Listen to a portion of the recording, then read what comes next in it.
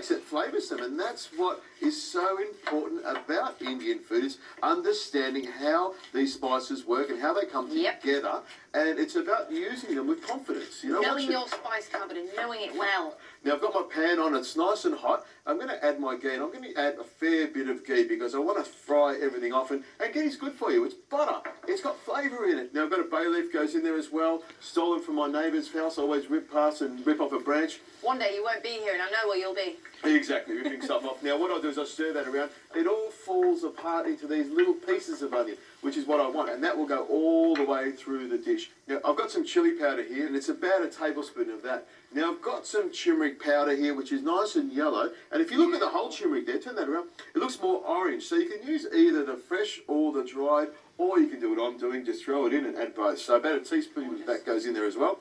I've got some garam masala, which is a mixture of 5 different spices. Usually you find that in your spice dish. In that goes, and some cumin and coriander that's been toasted and ground. Now I'm also going to add some curry powder over there. If you can grab some of that curry powder, I'm going to put about a tablespoon in there.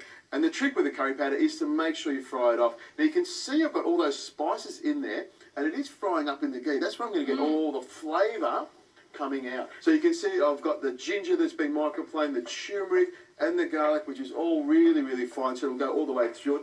And that bubbling ghee is going beautifully. Now all I'm going to do is stir that around here like this to make sure it disperses through it. Can you smell it already? It's really strong. Really can. Now at this stage I'm going to add some salt, a nice amount of salt.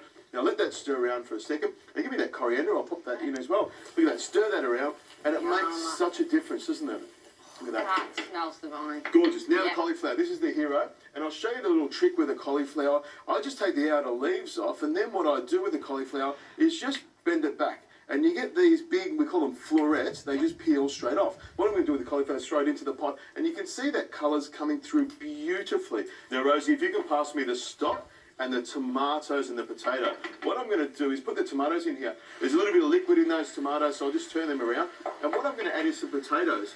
Now I've diced them up, and you can just chop them up nice and rough, but a nice little diced potato straight in there like that. It's probably 1.5 big potatoes, and of course some stock. I'm going to add about 500 mils of stock into here. The trick with this now is to turn it down to a gentle simmer, pop the lid on it, let it simmer away. It'll take about 30 minutes, maybe 40 minutes, very, very gently. The potatoes will be cooked, the tomatoes will release all their juices, and the cauliflower will be nice and soft. All we need to do then is put some peas into it, stir it around, and serve it up. Easy.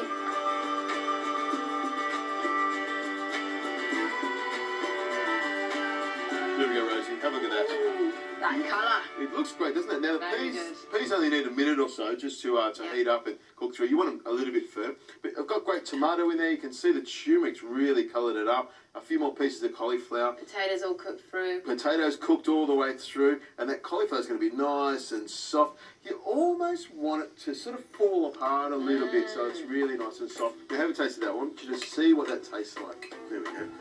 Oh, that's very soft. That's gorgeous. That tastes fantastic. Really nice. So you could serve this with some rice. That is divine. I love a curry, you know that. But yeah, you've really nailed it with a really good traditional dish there. Happy about that. Thank you very much.